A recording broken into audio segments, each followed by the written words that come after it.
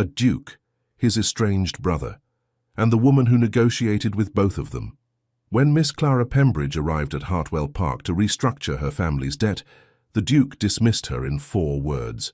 So she walked to the end of the high street and made a deal with the one man the Duke hadn't spoken to in 5 years. He saw the handshake through the window. He counted the seconds. And that was the moment everything started to come apart and come together. The village of Ashcroft sat at the edge of no one's particular ambition. It was too far from Bath to be fashionable and too close to the Duke of Hartwell's estate to be entirely free. The inhabitants had learned, across 2 generations of Cavendish tenure, that the Duke's shadow fell long and that it was wiser to step out of it quietly than to contest its reach. Miss Clara Pembridge had not grown up in Ashcroft. She arrived in the 3rd week of October 1817, with a trunk, a leather satchel worn soft at the corners, and the expression of a woman who had already decided how the next conversation would go. She had come to see the Duke.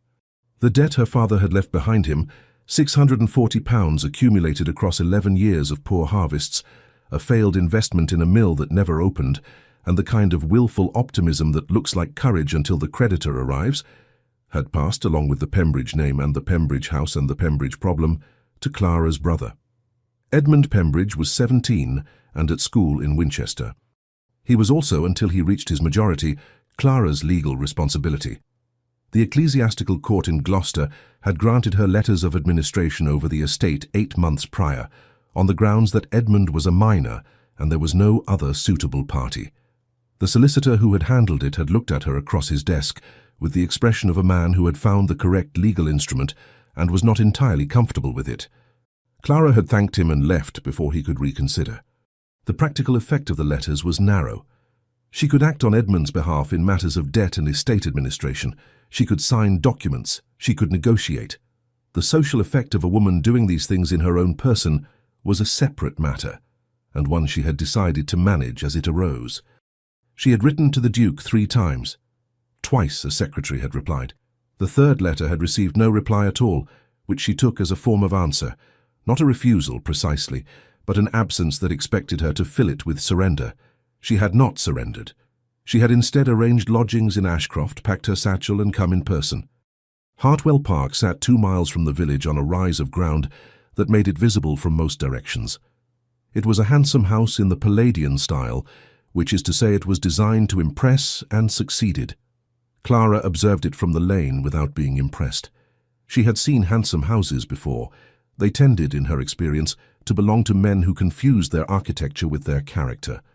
She was shown into a morning room and left to wait. She did not fidget.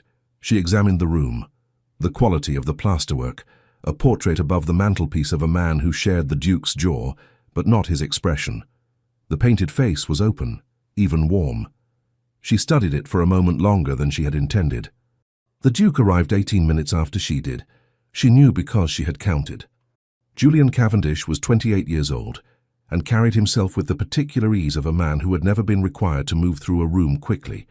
He was dark-haired, broad-shouldered, dressed well without effort, and he looked at her the way men of his station sometimes looked at a piece of furniture that had appeared in the wrong room, not with hostility, but with a mild, settled puzzlement about who had authorized its presence. "Miss Pembridge," he did not sit, "I received your letters."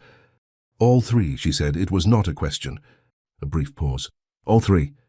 Then you are aware of the proposal I put forward in the 2nd.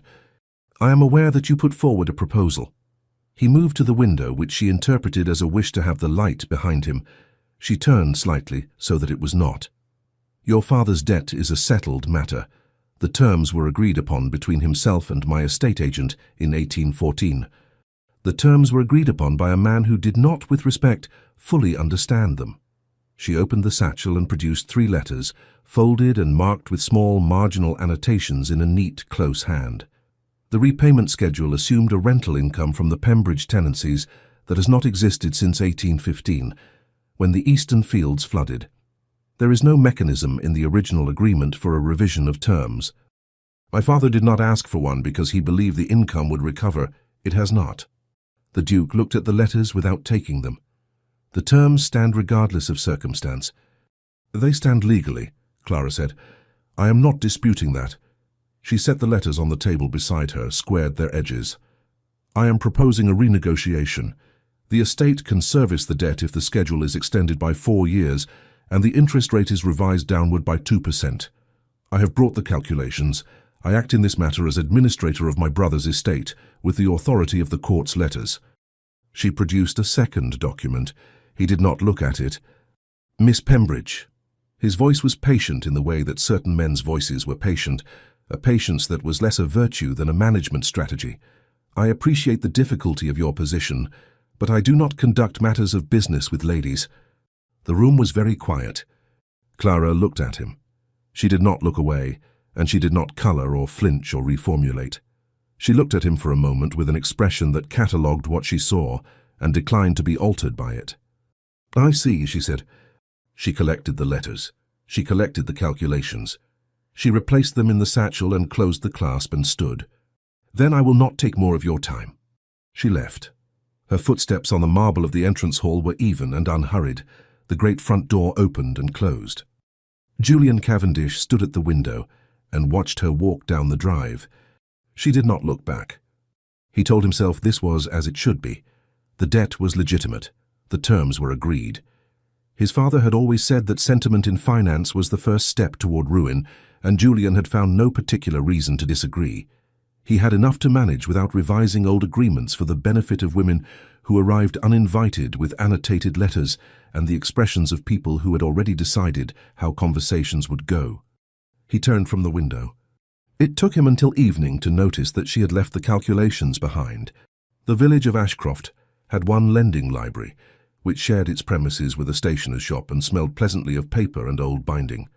Clara found it on her second morning and spent an hour there, partly for the books and partly because the proprietress, a Mrs. Holt, was the sort of woman who knew everything that happened in a 5-mile radius and was sufficiently gratified by an interested listener to share it freely. "The young Duke," Mrs. Holt said with the particular inflection Ashcroft applied to Julian Cavendish, respectful, cautious, slightly aggrieved, "has been at Hartwell Park for 3 months now, longer than usual. He generally only comes for the summer. Is there something keeping him here?" Mrs. Holt arranged a stack of almanacs with unnecessary precision. "There is his brother." Clara looked up from the book she was examining. His brother. "Mr. Thomas Cavendish lives in the village and has done for 2 years. He and the Duke do not—" Mrs. Holt pursed her lips. "Correspond. They are estranged. Quite thoroughly. There was some falling out after their father took ill years ago now before the old Duke died. Something about a letter or a misunderstanding. No one knows quite what. Mr. Thomas keeps to himself and does not speak of it. The Duke—" a pause— "also does not speak of it." "How long ago did the father die?" 3 years past. 1814. It was very sudden toward the end. He had been ill a long while, but the final months were—" Mrs. Holt shook her head. "The brothers were not on speaking terms before he died. And after, they have been less so." Clara filed this information in the part of her mind that organized itself without being asked to. She bought a copy of Cowper's poems, thanked Mrs. Holt and walked out into the October light. Thomas Cavendish's office was at the end of the High Street as described. It had a modest sign, recently repainted. Through the window she could see shelves of documents and a man at a desk. He was fair where his brother was dark, and he looked up when her shadow crossed the glass. She did not go in, not yet. She walked back to her lodgings, sat at the small table, and looked at the document she had left, intentionally, on the Duke's morning room table. She had brought 2 copies. She always brought 2 copies because she had learned that the first meeting was rarely the last one, and that leaving something behind gave a man something to hold after you had gone. It was a calculated risk. Everything was a calculated risk when the alternative was losing your brother's inheritance. The calculations reached Julian 2 days later, returned via his estate agent with a note that said only, "These appear to have been left in error. His Grace returns them with compliments." Clara read this twice. Then she wrote a reply. "They were not left in error. His Grace may find them useful regardless. Miss Pembridge's proposal, made in her capacity as administrator of the Pembridge estate, remains open until the 1st of November." She sealed it, sent it, and went to call on Thomas Cavendish. He received her in his office with the slightly startled courtesy of a man unaccustomed to morning callers. He was 31, with Julian's jaw and none of Julian's armor. His desk was covered in maps, and he moved two aside to make room for her to sit, which she appreciated. "Miss Pembridge," he said when she had explained her situation. "The Pembridge tenancy, yes, I know the land. I surveyed it for the owner of the adjacent property." He found a map without searching for it. "The Eastern Fields." "The same." He studied her calculations for longer than his brother had. He turned the paper over, examined the figures on the reverse, and set it down. "These are sound," he said. "I know." He looked at her with an expression that was not quite a smile. "You've been to see Julian?" "I have." A silence. He did not ask how it had gone. Perhaps the answer was evident. "And you've come to me?" "I've come to discuss an alternative arrangement. You handle conveyancing. There are legal instruments, assignment of debt, for instance, a third party acquiring the obligation at a discount." Thomas was quiet for a moment. "You want me to consider buying the debt from my brother?" "I want you to consider whether it would be advantageous. The discount I would offer is 10%. The revised repayment terms I proposed to the Duke, which he declined to consider, would apply." He looked at the map, then at the calculations, then at her. "You understand that this would not please Julian?" "I imagine not." "You understand that Thomas and I are—" He stopped, started again. "This would not be a comfortable transaction." "No," Clara agreed. "I don't imagine it would be." A longer silence. Outside, the high street went about its business. "Give me 2 days," Thomas said. Clara stood. She extended her hand. He shook it. Julian saw it from the street. He had come to the village on estate business and had no reason to walk past his brother's office. He had, in fact, every reason not to. He had not set foot in that street in the 2 years since Thomas had taken the office. He could not have said precisely what had brought him down it today. He was passing the window when he saw them, his brother at the desk, a woman opposite with her back to the glass. Her posture was composed and upright in the particular way he had already memorized without meaning to. Between them, papers. Thomas looked up, said something, and the woman stood and extended her hand. Thomas took it. Julian walked on. He reached the end of the street, turned the corner, and stood in the shadow of the church wall. She had come to his brother. The same proposal, the same document laid before Thomas, who had looked at it and considered it and shaken hands on it. Julian had been outmaneuvered through a window. He thought, it was a business transaction. He thought, she warned me, the 1st of November. He thought, Thomas. That last thought he did not follow. He had made a practice of not following it. His father had made him promise, formalizing what had already been broken, giving it the weight of a deathbed vow, and Julian had kept the promise because promises to the dying were the only kind that could not be renegotiated, and because it had been easier in the years since to keep it than to examine whether the thing that had broken them was what he remembered. He walked back to Hartwell Park and went directly to his study and sat at his desk for some time without reading the letters on it. On the corner of the desk, weighted under a paperweight, were Clara's calculations. He had not returned them to the agent. He had, without quite meaning to, read them. They were sound. The 1st of November came and went. Julian did not reply. Thomas had not concluded his review of the instruments. Clara, who had budgeted 3 weeks in Ashcroft and was now entering her 4th, extended her lodgings and said nothing to anyone about it. She walked in the afternoons when her correspondence was done and the light was still good. Ashcroft sat in rolling country, hedged lanes, a river visible from the higher ground, the pale gold of late-season fields. She walked for the clarity it gave her thinking, and because her lodgings were small, and Mrs. Carr's spaniel believed strongly in company. On a Tuesday in the 2nd week of November, she encountered the Duke. He was on horseback, coming around a bend in a lane that was technically public and practically used only by Hartwell Park. He pulled up easily. The horse was grey and better mannered than the situation required.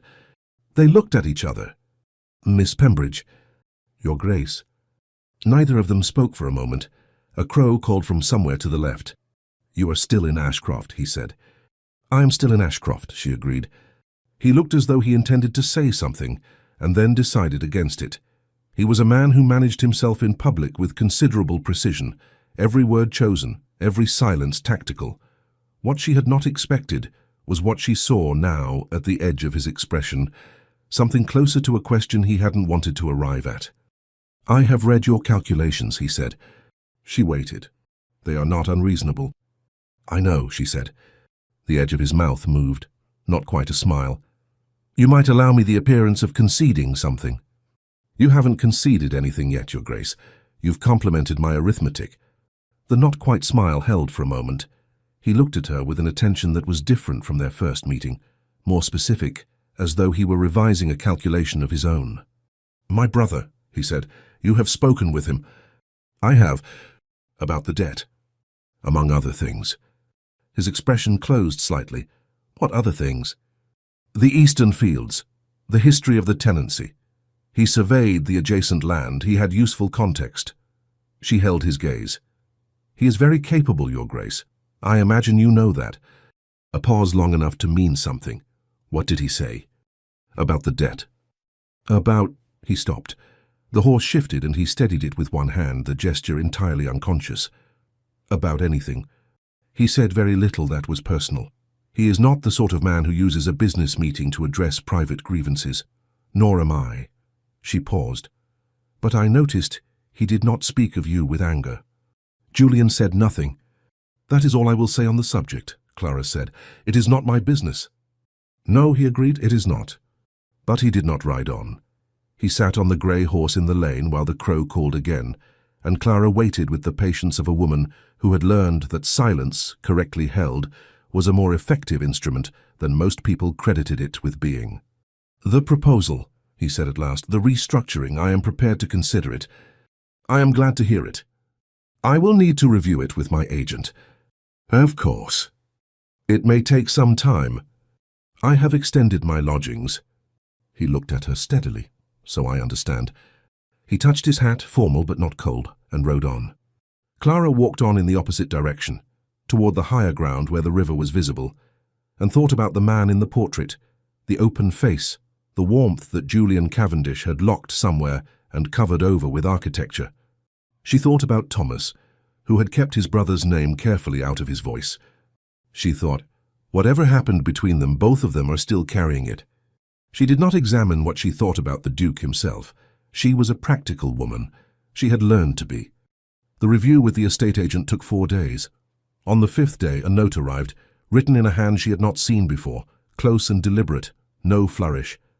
"His Grace the Duke of Hartwell requests the pleasure of Miss Pembridge's company at Hartwell Park on Thursday at 2 o'clock to discuss the matter of the Pembridge tenancy."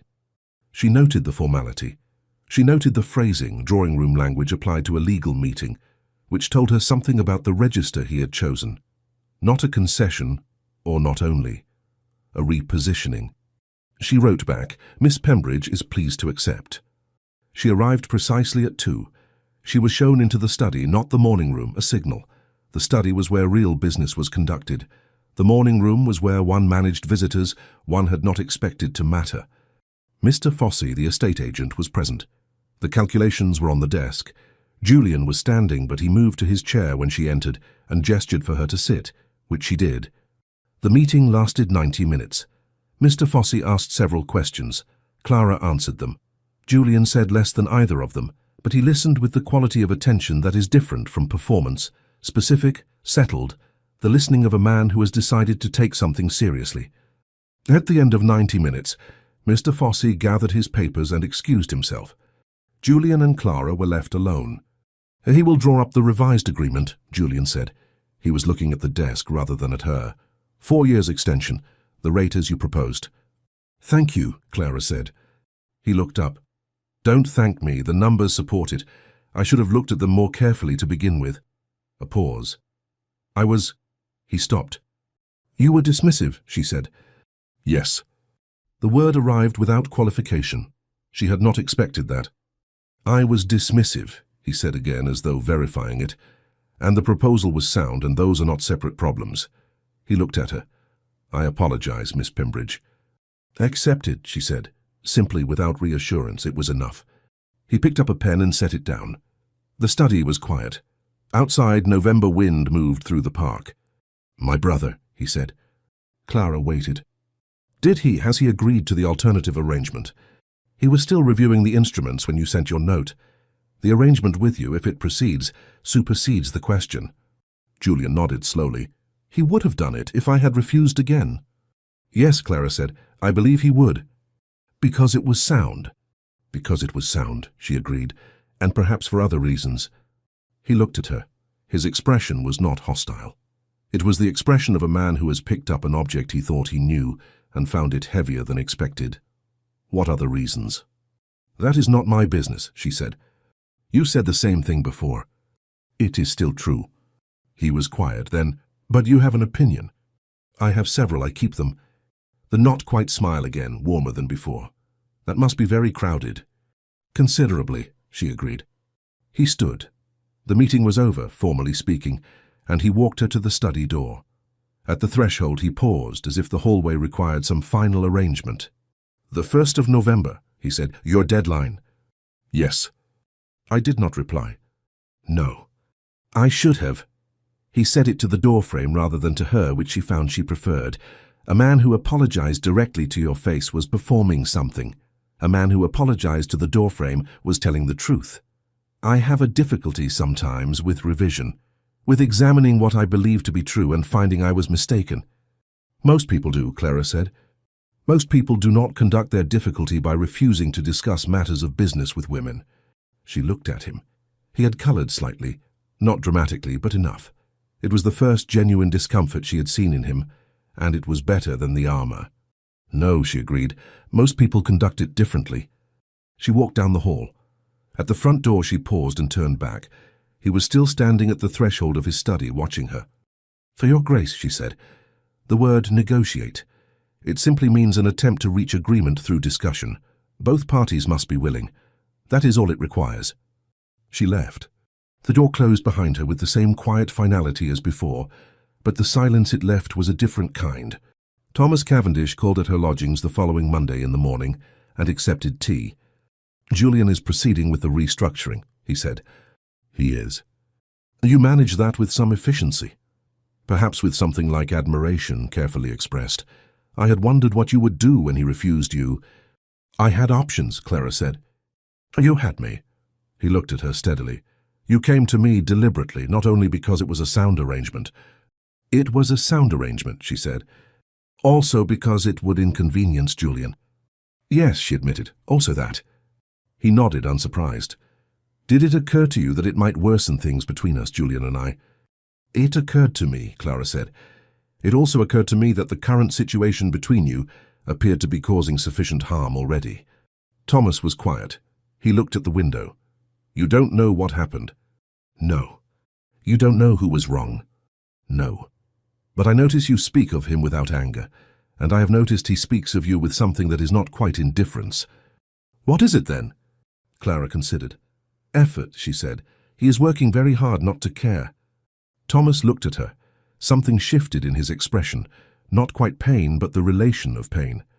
"There was a letter," he said, "written by our father's physician about the nature of the illness, what it was doing to his mind. I sent it to Julian. I wanted him to understand why father was saying things that were not, that were confused." He stopped. "Julian believed I had forged it, that I was trying to discredit what father had told him. He believed that for 5 years. And the vow your father extracted formalized what was already broken," Thomas said. "Father thought he was protecting the estate. He was frightened and his mind had been, he believed things that were not so. Julian kept the vow because it was the last thing father asked of him, and questioning it would have meant questioning everything." Clara was very still. "Does Julian know about the letter, that it was genuine?" "He will," Thomas said. "I intend to tell him." He stood, set down his teacup. "You are a very unusual woman, Miss Pembridge." "I am a practical one," she said. "Practicality sometimes resembles perception." He smiled. A full smile, not his brother's guarded version. "If you are in Ashcroft much longer, you will have sorted all of us out." "I have my own affairs to attend to," Clara said. "I don't make a habit of sorting people." "And yet," he said. She declined to answer that. The revised agreement was signed on the 22nd of November. Clara signed her name, Clara Ann Pembridge, full as she always did, her authority as administrator stated cleanly beneath, and Julian signed his, and Mr. Fossey witnessed it, and that was the legal end of the matter. She should have left Ashcroft that week. She told herself she stayed because there were details to arrange with the tenant farmers, practical matters of management that required her presence. This was true. It was not the whole truth. The whole truth was murkier and less convenient, and she was a practical woman, which meant she was better at identifying inconvenient truths than at knowing what to do with them. What she did instead was walk. She walked the lanes and visited Mrs. Holt and called on Thomas twice more on matters that were less and less business as the days passed, and she encountered the Duke 3 more times in circumstances that were, each time, entirely natural and entirely unlikely. The first was at the lending library. He was there when she arrived, apparently returning a volume of agricultural correspondence, which was either the most dutiful reading she had ever heard of, or an excuse so dull it had to be genuine. He saw her. She saw him. They were both present in a public shop with Mrs. Holt behind the counter, which meant the encounter was perfectly proper, and also the longest 20 minutes Clara had spent in some time. They talked about a pamphlet on drainage that they had both recently read. She had mentioned it in a letter to Thomas, which apparently Thomas had mentioned to Julian, which was a chain of information she found worth noting. "You disagree with his method," Julian said. "He assumes labor that isn't available," Clara said, "and he ignores clay soil in the lower fields. His method works for chalk. It doesn't translate." Julian looked at her with the specific attention she was becoming familiar with. "You know this from the Pembridge tenancy, from 5 years of reading agricultural correspondence, because no one else in the household was going to." She said it without self-pity, only as information. "My father had the instinct for it, but not the method. I had the method and no authority." A pause. "That is the situation I was managing." "You have been managing it since his death." "Yes." He was quiet. He was not looking at the pamphlet. "How old were you when he died?" 22. A silence.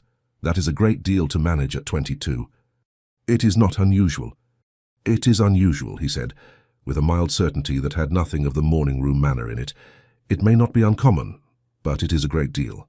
She looked at him. He was not offering pity. She would have closed the conversation if he had. He was offering accuracy, which was more disarming. "Thank you," she said. And then, before the moment could become something she hadn't planned for, "His method would work better if he accounted for river levels in spring.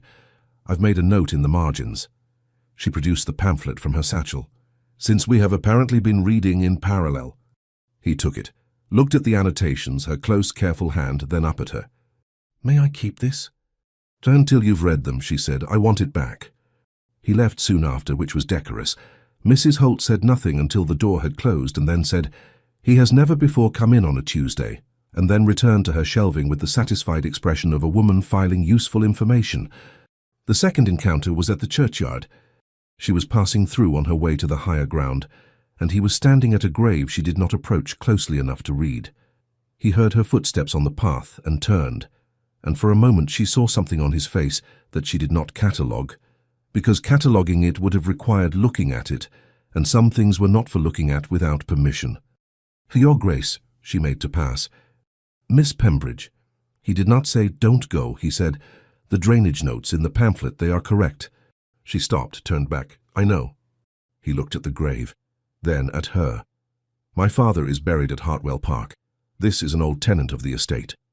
He paused. "He died 6 months before my father. My father used to say he was the only man who told him things he didn't want to hear." Clara was quiet. "I have been thinking," Julian said, "about things I was told in the last months of my father's life that I accepted because he was dying, and I could not—" He stopped. "There are things I accepted that I should have examined. My brother sent me a letter 3 years ago that I did not— I refused to believe it was genuine. I told myself he had fabricated it." He looked at her, and his expression was the most undefended she had seen it. "Not vulnerable, honest. I am beginning to think I was wrong." "About the letter?" "About a number of things." She looked at him. The November sky was flat and pale above the churchyard. Julian Cavendish stood in the middle of it with the look of a man who had just set down something very heavy. "That is a hard thing to come to," she said. "Yes." "When the structure you've built around a mistake is load-bearing," she said, "you cannot simply remove it. You must understand it first. Most people cannot do that. It requires seeing yourself from the outside." "You speak as though you know it." "I had ideas about what was possible for a woman of my position," she said. "After my father died, I was wrong about most of them. I didn't know that until I tested the wall and found it was not solid. The wall of what one will not discuss, he said quietly. Yes, and then because the moment asked for honesty. Your Grace, you are not an unkind man. I don't think you were unkind even when you dismissed me. I think you were a man doing what he had been told was right for so long that he had stopped checking whether it was. Julian said nothing. The wind moved through the churchyard. That is a generous reading, he said at last. It is an accurate one, she said. Accuracy sometimes resembles generosity. He looked at her, and she saw the ghost of a smile. Not the guarded version, something beneath it. You are going to get your pamphlet back with annotations, he said. I expect nothing less. She walked on. She was aware for some time after of the quality of the silence she had left him in, not the silence of a dismissed conversation, but the silence of a man sitting with something he had been handed and was only now beginning to open. The third encounter was not an encounter. It was a dinner. Thomas arranged it, which is to say he mentioned to Clara that he had invited her to dinner on Friday, and mentioned to Julian that he had invited him to dinner on Friday, and mentioned to neither that the other was coming. Clara arrived first and understood the situation immediately. She considered leaving. She considered it for approximately 3 seconds. Then she sat down and accepted a glass of wine and decided that if Thomas Cavendish had the nerve for this, she could meet him there. Julian arrived 7 minutes later. He saw Clara, he saw Thomas.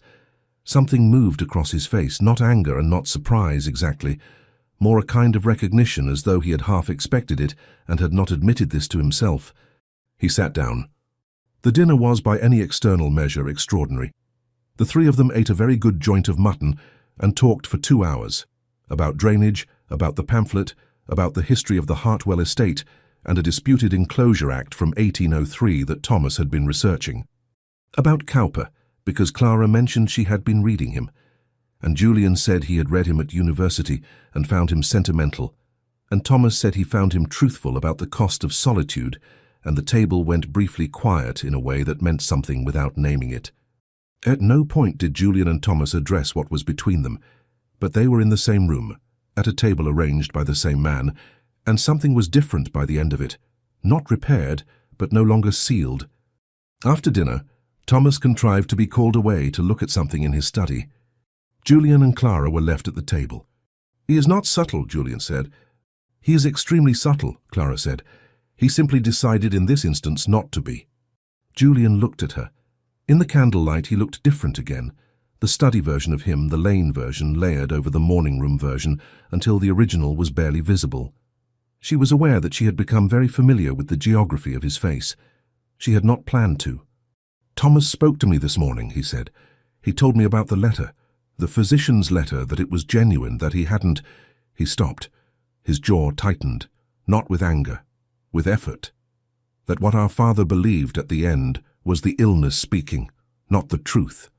Clara was very still. I don't know, Julian said, whether to believe him. Not because I think he is lying, but because I have believed the other thing for 5 years, and if he is right, then I have been wrong. About everything. About your brother, Clara said, about the vow, about who I have been since my father died. The candle moved in a breath of air. The house was quiet around them. That is frightening, Clara said. Yes. It is also the beginning of something. He looked at her steadily. Is it? If you can say I may have been wrong and mean it, yes. She held his gaze. Most people cannot say it. They say something shaped like it, that lets them avoid the weight of the admission. I have avoided a great many things of weight, he said. And then, with a directness she had not heard from him before, Miss Pembridge, I have found myself, I am not certain how to... He stopped, looked at the table, looked at her. I have been finding reasons to walk certain lanes. Clara was quiet for a moment. Lanes, she said. Lanes, he confirmed, and libraries, and apparently to have opinions about drainage pamphlets. Those opinions were genuine. They were, that is the alarming part. She looked at him.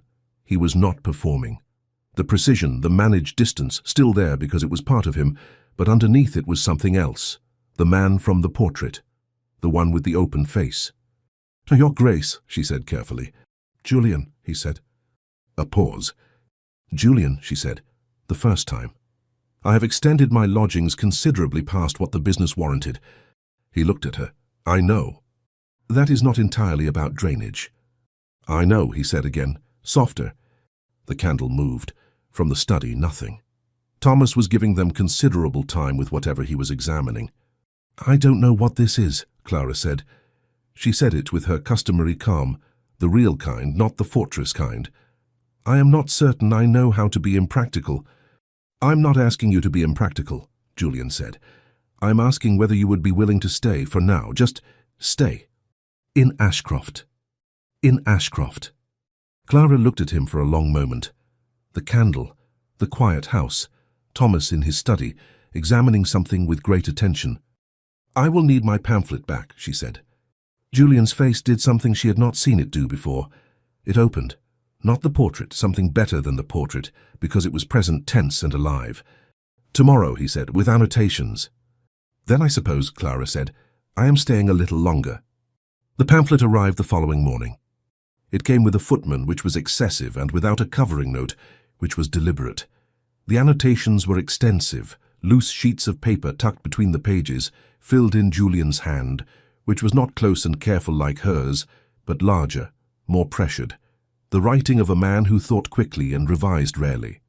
He had disagreed with her on 2 points, agreed with her on 4, and on the final sheet had written something that was not about drainage at all. The note on page 47 read, "The necessity of foundations before alteration. I have been thinking about this in a different context, J.C." Clara turned to page 47 and read her own note. "No drainage system can be meaningfully improved without first understanding what the existing channels were built to do. To alter without that knowledge is not reform. It is simply new damage." She set the pamphlet on the table. She looked out the window at the November street. Then she wrote a reply. "The foundation of the existing system is usually a fear that no longer has an object.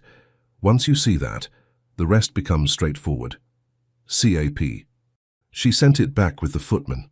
By noon, a reply arrived. "What if the system was built by someone else, and you inherited it whole, and the fear is not yours, but you have been maintaining it regardless, J.C." Clara looked at this for a long time. "Then the question is whether the house is yours now, whether you are permitted to live in it differently than it was built. You are. CAP." The reply came within the hour. "I would like to discuss this in person, somewhere neutral. J.C. The lending library is neutral. CAP. The lending library has Mrs. Holt. J.C. Clara smiled, a private, unobserved smile, the kind she permitted herself when no one was cataloguing her face. "The river path above the village, 3 o'clock. CAP. He was there before her. He was standing at the point where the path crested the rise, and the river became visible below. Pale, wide, the colour of pewter in the November light. He had come without a hat, which was either carelessness or a statement. She decided it was both. "Miss Pembridge." "You may call me Clara," she said. "You have been annotating my pamphlet." "Clara." He said it the same way she had said his name at Thomas's dinner, with the slight weight of a word being set down for the first time in its proper place. They walked, not toward anywhere specific. The path simply went, and they went with it. "I spoke with Thomas again this morning," Julian said. He was looking at the river. "Properly this time, not around the matter." Clara waited. "He told me everything." Julian's voice was even, but it was the evenness of effort. What our father believed in those last weeks. The confusion, the accusations he made. Thomas had tried to correct them. The physician's letter was his attempt to show me that father's mind had been compromised, that the things father was saying about Thomas were products of illness and not truth. He paused. Father wouldn't hear the correction. "And I decided Thomas had fabricated the letter, that it was a manipulation, a breath. It was not. I knew it, I think, somewhere beneath the knowing. But I had made the vow, and the vow required the letter to be false." "So you made it false?" Clara said quietly. "Yes." He stopped walking. He stood on the path with the river below, and his face had the look of a man standing in the middle of an arithmetic problem he has just discovered the error in. 5 years, Clara. I cut my brother off for 5 years because a dying man whose mind was not his own told me something that wasn't true, and I kept the promise because it was easier than examining it." "Not easier," she said. "Safer." He looked at her. "If you examined it," she said, "you might have found it was wrong, and then you would have had to live with having kept a wrong promise for however long you'd kept it.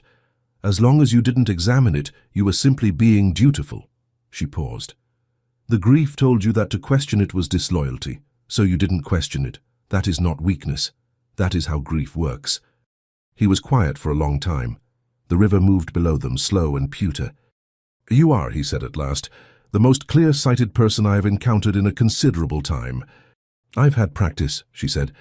"Clarity is considerably easier when it concerns other people's situations." "And when it is your own?"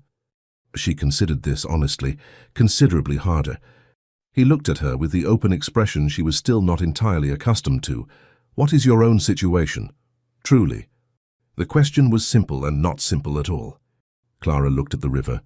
She had not been asked this, the real version of it, in a long time. Most people asked about the debt, the tenancy, the practicalities. They asked about what she was managing, not about who was managing it. "I am 25 years old," she said, "and I have been the effective head of a household since I was 22, and I am very good at it, and it cost me a great deal that I don't say so to anyone, because saying so would be interpreted as complaint." She paused. "I am here in Ashcroft because a man I had never met held a legal instrument over my brother's inheritance, and I had no recourse except competence. That is the whole of my situation, practically speaking. And impractically speaking—" She was quiet for a moment. "Impractically speaking," she said, "I have been walking certain lanes also." Julian said nothing. He turned from the river and looked at her, and she looked back at him, and the path was very quiet around them. "Clara," he said, and then nothing else for a moment, because apparently her name was sufficient for what he wanted to communicate, and she found it was. She was practical. She was clear-sighted. She was also standing on a path in November with a man who had spent 5 years being wrong about his brother and 3 weeks being revised by a woman with a pamphlet, and there was something alive between them that she had not planned for and could not now categorize away. "I should like," Julian said carefully, "to call on you formally if you are willing." "Formally," she said. "To court you, with the appropriate formality." He looked slightly pained at his own construction. "I am apparently quite bad at this." "You are catastrophically bad at this," she agreed, "but the intent is clear." "The intent," he said with more warmth than she had heard from him, "is that I would like the right to be near you without requiring a drainage pamphlet as a pretext." Clara looked at him. Something in her chest, which she had been maintaining in its usual careful arrangement, shifted. "Yes," she said, "you may call on me." He exhaled, not dramatically, just the small release of a held breath. It was more telling than any grand gesture. "Tomorrow?" he said. "You have my annotations to return." "I have kept them." "Julian!" "They are very good annotations." He looked at her, and the not-quite smile was now entirely a smile, and it was the best thing she had seen in a considerable time. "Fine. Tomorrow. I will bring a pretext." "Bring no pretext," she said. "Just come." He looked at her steadily. "Just come," he repeated. "That is all." They stood on the path for another moment, and then walked back toward the village together, and the light went with them, and the river went on below without requiring anything of anyone. He came the next day. No pretext. He arrived at 11 o'clock, a morning call entirely correct, and sat in Clara's small lodging room with its low ceiling and the landlady's spaniel investigating his boots, and they talked for 2 hours about nothing that could be recorded in an estate ledger. He told her about his father, the real version, not the managed one, a man who had loved both his sons and been frightened toward the end, in ways that fear made strange. A man who had wanted Julian to be strong in the way dying men sometimes wanted their heirs to be strong, absolutely and without doubt, which is to say in a way no living person can actually be. "He told me once, when I was about 12, that a duke does not revise," Julian said. "That once a Cavendish has given his word, the word stands." He looked at the spaniel which had settled on his foot. He meant it as strength. I think he was afraid of his own tendency to waver. He taught me his correction rather than his lesson. "And you learned it completely." "I learned it completely." He looked at her. "Until a woman arrived with a leather satchel and annotated letters and declined to interpret my dismissal as a conclusion." Clara smiled. "I always bring 2 copies." "I know, I've been thinking about that." He paused. "You were certain you would need them." "I was prepared for the possibility that the first conversation wouldn't go as planned, as it demonstrably didn't." As it demonstrably didn't. She looked at him. I was not, however, prepared for subsequent conversations. No? No, she said. I had a plan through the first meeting. After that I was improvising. Julian looked at her with an expression she was still cataloguing. You don't appear to improvise. That is rather the point. He was quiet a moment, then, what did you think when I said that, the thing I said? He didn't specify. He didn't need to. I thought, Clara said, that you were wrong and that you knew it, and that you had said it anyway because it was the most efficient way to end a conversation you hadn't wanted to have. She paused. I also thought that you had said it before, that it was not a fresh decision, but a habit. It was a habit, he said, a very effective one for avoiding inconvenience. And now? He looked at her steadily. And now I am very willingly inconvenienced, he said, and I find it does not resemble what I expected. What did you expect? I expected it to feel like loss, he said. That is what I was taught, that any departure from the plan was loss, that revision was weakness. He looked at her, his voice quiet and direct and better for being both. What it is, actually, it is like the drainage. You cannot improve a system without understanding what it was built to do, and once you understand that, you can see that some of the channels were never serving the house at all. They were simply there because someone built them that way, and everyone after assumed they were necessary. Clara looked at him. That is my annotation, he said, on the margin of the thing I've been trying to say. The spaniel moved to her feet. The small room with its low ceiling and view of the November street was very quiet. Julian, she said. Yes. So you are going to need to reconcile with your brother. He blinked. It was not what he had expected her to say. I know. Not eventually, soon. He has been carrying this as long as you have. I know. A pause. I find I am frightened of it. That is reasonable, she said. You will be revising in front of someone who was harmed by the unrevised version. That is more frightening than revising alone. She paused. But Thomas is not waiting for you to be perfect. I think he simply wants to know you are looking at it honestly. Julian was very still. You know him well in a few weeks. He is easy to know, she said. He is not armored. Julian looked at her. He never was, even as a boy. I was always the one our father pointed to. The heir, the eldest. Thomas was... He stopped. I think I have been unjust to him for a very long time. Before the vow. In smaller ways. That is a hard thing to see. Yes, he looked at her. It is easier with you here. I am not here to make things easier, she said. I am here because of a debt and a drainage pamphlet. Also the lanes, he said. Also the lanes, she admitted. The room was quiet. Julian stood and she stood, and he was quite close in the small space, and neither of them moved to increase the distance. Clara, he said quietly. Yes, she said, meaning yes, I am here, yes, I see you. He reached up and tucked a strand of hair back from her face. Such a small thing, so simple, and it undid approximately 3 years of careful composure. May I call again tomorrow, he said. You may call whenever you like, she said. No pretext required. He was very close. Close enough that she was aware of him in the specific way that had nothing to do with pamphlets or drainage or the architecture of inheritance. He took her hand, not dramatically, just her hand held carefully in both of his, with the attention he gave to things he was taking seriously. He lifted it and pressed his lips briefly, formally to her knuckles. It was a correct and proper gesture. It was also in this room with this man the most honest thing she had felt in years. Tomorrow, he said. Tomorrow, she said. He left. Clara stood in the small room with the spaniel and the November light and looked at her hand. She did not try to catalogue what she was feeling. For once, she simply let it be. Julian went to his brother that afternoon. He walked to Thomas's office on the high street, the street he had avoided for 2 years, and knocked on the door and went in and sat in the chair Clara had sat in on her first visit. Thomas looked at him across the desk. I know what father told you, Julian said. I know it wasn't true. I know you tried to tell me and I wouldn't. He stopped. I am sorry, Thomas. I am genuinely sorry. For 5 years and for longer than that. Thomas was very still. I have been wrong, Julian said, about the thing I believed about you. I have been wrong about what the vow required, and I have been... He looked at his brother, and whatever was on his face was not the Hartwell face, the dukedom face. It was the face of the boy in the portrait. I have been wrong about what father actually wanted for us, not the dying version of him, the man he was. Thomas stood up from behind his desk. He came around it. Julian stood too. They did not have the vocabulary for this, two men of their class and era, and it did not matter. Thomas put his hand on Julian's shoulder. Julian put his hand briefly over it. That was the whole of it.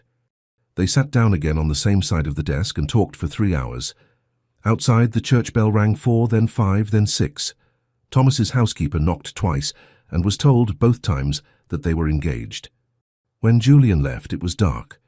He walked back through the village and back to Hartwell Park and went directly to his study and sat at the desk and did not look at the estate correspondence. He looked at Clara's pamphlet, which he had not returned, and the annotations in the close and careful hand. No drainage system can be meaningfully improved without first understanding what the existing channels were built to do. He had been a drainage system, a house full of channels built by his father's fear and his own grief, maintained because maintenance felt like duty, and duty felt like strength, the whole structure entirely correct and entirely wrong. Clara had walked in with a leather satchel and annotated letters and the stillness of a woman who had learned to find her own way through rooms that weren't built for her. She had not tried to knock anything down. She had simply been present, still, accurate. And everything had started to revise itself. He sat at the desk for a long time. Then he picked up a pen and began to write. December came to Ashcroft with cold clarity, hard frosts, white mornings, village smoke rising straight in still air. Clara's lodgings were warm enough. Mrs. Carr had taken to sending the spaniel upstairs in the evenings as a supplementary measure. Julian called every day, sometimes in the morning, sometimes in the afternoon. Occasionally when the afternoon ran long into the early evening, at which point Mrs. Carr's sense of propriety required the sitting room door to remain open and herself or the spaniel to be audible somewhere nearby, which suited everyone. They fell with a naturalness Clara declined to be alarmed by, into a kind of intimacy that was not yet anything officially nameable and was not, for either of them, nothing. They argued about books. He had opinions about Cowper that she found entirely wrong. She had opinions about Burke that he found bracing, then persuasive, then quietly unsettling to his prior views. He brought her a volume from Hartwell Park's library, Milton, which she had mentioned once in passing 3 weeks earlier. She brought him a monograph on soil management she had ordered from London, and he read it in 2 days and told her she had been right about the eastern fields. Thomas joined them sometimes, for dinner, for an afternoon walk that involved considerably more talking than walking. The two brothers were cautious with each other still, and gentle, the way people are gentle with a thing that has been broken and reset, and is stronger now but still conscious of where the break was. Clara stayed largely out of it, except when she didn't, at which point she said something accurate and moved on, and both of them looked at her and said nothing, which she took as the highest form of appreciation available from Cavendish men. She was happy. She noticed this with some wariness, the way a person notices they have walked onto ice and has not yet heard it creak. She was happy in a way that was specific, particular to this man, this village, these cold mornings with frost on the window glass. She was also aware, with her customary practicality, that her situation had not materially changed. She was still a second daughter with a restructured debt and a brother to manage. Julian was a duke. The distance between those positions was not incidental. The ton would have clear views about its arithmetic, and the ton's arithmetic had consequences for families that existed within its orbit. She had these thoughts, and then she got on with the day because Julian was coming at 2 o'clock, and she needed to finish a letter to the tenant farmer before then. He arrived at 2. He was carrying a small package wrapped in brown paper. "What is that?" she said. "A pretext," he said. "I have reconsidered." She took it. Inside was a small old volume of Cowper, a 1798 edition from the Hartwell Library, with a bookplate and the faint smell of a room that had kept many winters. She turned to the front page. In faded ink, a dedication. "To my daughter, on the occasion of her managing our affairs with more intelligence and grace than I had any right to expect, with my admiration and love." Clara looked at this for a moment. "Who was she?" she said when she could manage it. "A great-aunt," Julian said. "She administered the estate for 11 years after her father's death and before her brother came of age. No one in the family talks about it particularly. I found it on the shelf." A pause. "I thought you would want to have it." Clara kept her eyes on the page. The dedication, the daughter, the admiration and love. "Julian," she said. "Yes." "This is a very impractical gift." "I know." She looked up at him. He was watching her with the open expression, and something else beneath it that had been building for some time and was no longer quite contained. "Thank you," she said. "You are welcome." The room was very quiet. The door was open as propriety required, but no one was in the hall. Julian was close. He had been close before, but this was different. Close with intention, close with something said and not yet said. "Clara," he said. Low and careful, which was how he said things he meant. "Yes," she said, not as a question. He reached out and tucked a strand of hair back from her face, the same small gesture as before, and it undid her in exactly the same way, which she found both predictable and entirely beyond her capacity to prevent. "I have something to say," he said. "I have been attempting to say it for some days." "Say it," she said. "I love you," he said, directly, without the guarded approach or the tactical management of words, just the fact plainly stated, the way she had stated facts to him from the beginning. "I did not expect it, and I would not have chosen it, and it is, I am aware, a complicated situation in several respects. I have no illusions about what will be said when this becomes known in London, and I do not care. But there it is. I love you, Clara. I have loved you, I think, since you left your calculations on my table and walked out of Hartwell Park." "That was the first meeting," she said. "Yes." "You dismissed me extraordinarily badly in that meeting." "I did," he said. "It was clarifying." "How in heaven's name was it clarifying?" "Because," he said with the ghost of a smile that was also entirely serious, "you left and I watched you go and I wanted very badly to call you back. And I didn't. And then I thought about it for the rest of the day." He paused. "And the day after that." Clara was quiet for a moment. The cowper was in her hands, the dedication still there, my admiration and love. "I love you too," she said, simply in the same register he had used, because he had earned the unguarded version, and she was tired of the fortress kind. He looked at her as if she had handed him something he had not expected to be allowed to have. Then, with the careful deliberateness that was entirely his, he cupped her face in his hands and kissed her. It was not dramatic. It was not a performance. It was a man who had spent 5 years in armor, kissing a woman who had spent 3 years being formidably calm, and finding, in the middle of it, that neither of them had to be those things right now, in this room in December, with the door open and the spaniel asleep in the corner and the whole of Ashcroft entirely unaware. She kissed him back. The cowper fell to the chair. When they broke apart, they were both slightly altered, not disheveled, not dramatic. Simply different in the way people are different when something has been decided that cannot be undecided. "Well," Clara said. "Yes," Julian agreed. "The door is open." He looked at the open door. "Quite right." He stepped back, exactly one step, which was decorum without retreat. She retrieved the cowper from the chair. She was aware that she was smiling and had no particular interest in composing her expression. "Julian," she said. "Clara, if this is leading somewhere—" "It is leading somewhere," he said immediately. "Then you should know that I come with a restructured debt and a brother at school and tenant farmers and opinions about drainage and a family that is mine to manage." "I am aware of all of this," he said. "I have been paying close attention since October." "And?" "And," he said, "I would like to manage it with you, if you will permit me." She looked at him. "That is not a proposal." "No," he said, "it is a preamble." He smiled, the full version, the one that was better than the portrait. "I am working up to it." "At your own pace," she said. "Thank you for your patience." "I have a great deal of it," she said, "for things that are worth being patient about." He took her hand, not formally this time. Just her hand held in his, the way people hold things they intend to keep. The proposal came 4 days later. Not in a kitchen. In the library at Hartwell Park, which was where Julian had asked to show her something, a map of the Pembridge tenancy he had retrieved from the estate records, which he thought might be useful for her correspondence with the tenant farmers. It was a genuine pretext, and also, she had understood the moment she arrived, not entirely the point. The library was a fine room.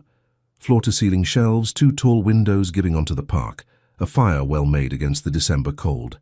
Julian had the map on the table, and they had been looking at it for 10 minutes when he straightened and turned to her, with the expression she had learned meant he had decided something. He did not kneel. He looked at her steadily, standing in the firelight of his own library, and said, "Clara, will you marry me?" She looked at the map. She looked at him. "Yes," she said, "obviously." Julian looked at her. "Obviously?" "I have been extending my lodgings for 6 weeks," she said. "Mrs. Carr's spaniel sleeps on my feet. I have read everything in the lending library." She turned to face him properly, and he saw that she was trying very hard not to smile, and failing. "Yes, Julian, I will marry you. I have been intending to marry you for approximately 3 weeks. 3 weeks, he said. "The river path," she said. He stared at her. "You decided on the river path." "I decided I was in sufficient difficulty on the river path," she said with precision. "The decision followed naturally. Julian Cavendish, Duke of Hartwell, who did not revise, who did not negotiate, who had maintained himself in careful order for 5 years against the encroachments of doubt and feeling and his own better nature, put his hands on Clara Pembridge's face and kissed her in the library of Hartwell Park, while the fire made the room amber and warm and the December park lay quiet beyond the windows. When they broke apart, she was still smiling, which was a thing he intended to spend a considerable time ensuring continued. Thomas, informed that evening over dinner at his house, looked at his brother and then at Clara and said, "I am glad someone had the sense to manage this," and poured 3 glasses of wine. "She managed it," Julian said. "I had a drainage pamphlet," Clara said. Thomas looked between them. "I don't want to know," he said, and drank his wine. They were married in February. Not in London, and not at Hartwell Park. In Ashcroft, at the church on the hill, on a morning that had started with frost and cleared by 10 o'clock to a thin winter sun that made the churchyard silver and the fields beyond it pale gold. Mrs. Holt attended and told everyone afterward that she had known from the very first week. This was not entirely accurate, but it was not entirely false, and she had earned the right to say it. The marriage required certain negotiations with the world at large. Julian had been clear about this from the beginning. He knew precisely what the Ton would say, and he had said so to Clara on the river path when he told her he did not care, and he had meant it. His solicitor had looked pained. His mother's cousin, who considered herself the family's social conscience, had written 2 letters that Julian had read once and placed in the fire. The world had its arithmetic, and Julian had revised his entirely, and that was the end of the matter as far as he was concerned. Clara was practical about it in a different way. She understood the cost. She had counted it before she had answered yes on the river path, and had decided, with clear eyes, that it was the correct sum. She was not naive about what she was entering. She was also not any longer willing to let other people's arithmetic determine what she was permitted to want. Thomas stood at Julian's side. The fact of this, the 2 of them at the front of a church, shoulder to shoulder, was perhaps the more remarkable reconciliation of the day, though they conducted it without remark, because they were both Cavendish men, and that was how they managed things of consequence. Clara noticed. She noticed everything. She did not say so. Her brother Edmund came from Winchester for the occasion, a tall, serious young man of 17, who shook Julian's hand with the gravity of someone who had rehearsed the encounter, and then looked at his sister and became briefly 17 again. "Is he good enough?" he asked her in the vestry, not quite quietly enough. "No," Clara said, "but he's improving." Julian, 2 feet away, heard this. His expression was the open one. They walked out of the church into the February light, and the village was there, not many. Only the people who had actually witnessed something over the preceding months. Mrs. Carr was there with the spaniel, who appeared to consider itself a participant. Thomas was there, and 1 or 2 of his friends from the village who were also now cautiously beginning to be Julians, which was a new category for all involved. The wedding breakfast was at Hartwell Park, because Clara had made certain practical concessions to the institution of marriage and to Julian's housekeeper, who had views. But the approach to the house, when they arrived, was lined with the estate's tenant farmers, who had come to see the new Duchess. This had not been arranged, they had simply come. Clara looked at them. She looked at Julian, who was looking at her with an expression that said, "I did not arrange this, and I am very glad because your face right now is worth more than anything I could have arranged." She straightened her back. She inclined her head. She thanked the nearest one by name and the next by name and the next, because she had done her reading, and she had learned long ago that the names were what mattered. And Julian watched her and thought, she has been managing things alone for 3 years, and she is going to be extraordinary at this, and I am going to spend the rest of my life ensuring she has the authority to match the competence." He said as much that evening when they were finally alone. The guests were gone. The February dark had settled around Hartwell Park, and the fire in the sitting room was doing everything a fire should do, and they were in their own house, by their own fire, in the specific privacy that marriage had made legitimate. "I am going to be very inconvenient," Clara said. "As a wife, I should tell you now in case you had not fully considered it." "I have fully considered it," Julian said. He was sitting beside her, close in the way that was now officially sanctioned. "I have been considering it since October. I will have opinions about the estate management." "Your opinions about drainage are excellent." "I will correspond directly with the tenants. They will prefer it. Fossey is competent, but he lacks your ability to remember that people exist inside the numbers." She looked at him. "You noticed that?" "I notice everything about you," he said. "I have done since October. It is, as I believe I mentioned, alarming." "I will argue with you," she said. "You have been arguing with me since the first meeting," he said. "I have been losing since approximately the second." She looked at him. He was watching her with the open face, the present tense face, the one she had seen beneath the armor on the very first day, and had not admitted for a long time that she was looking for. "The word," she said. He knew immediately. She could see him know. "Negotiate," he said. "You said it to me," she said, "in the churchyard. You said you had been thinking about it in a different context." "I had." He paused. "I was thinking that I had spent my entire adult life refusing to, that I had called it strength when it was the opposite." He looked at her. "And then I was thinking that you had come to my house and offered me a negotiation in good faith, and I had dismissed you and you had walked out, and within the week you had found a better arrangement." "With your brother?" "With my brother," he said without flinching. "And I had watched you do it through a window and felt, I did not understand at the time what I felt. I told myself it was annoyance." "Was it?" "It was something considerably more interesting than annoyance." He took her hand, the familiar gesture now permanent. "It was the first time in 5 years that someone had walked into a situation I had decided was fixed, and simply declined to treat it as fixed." "I had 2 copies of the proposal," Clara said. "You always do." He smiled, the full version. "That is what I have come to understand about you, Clara. You prepare for the walls and then you walk through them anyway." He paused. "You walked through mine." "I walked through a drainage system," she said. "That sounds considerably less dramatic." "You are not a dramatic woman," he said. "That is one of the things I love most particularly about you." She looked at him. The firelight, the quiet house. The February dark outside and the estate beyond it. Theirs now, hers and his, to run and revise and manage in good faith. She leaned in and kissed him, not as a first kiss, not as a proposal, but as a woman in her own home by her own fire kissing her husband because she wished to, and there was no longer any reason to organize herself against it.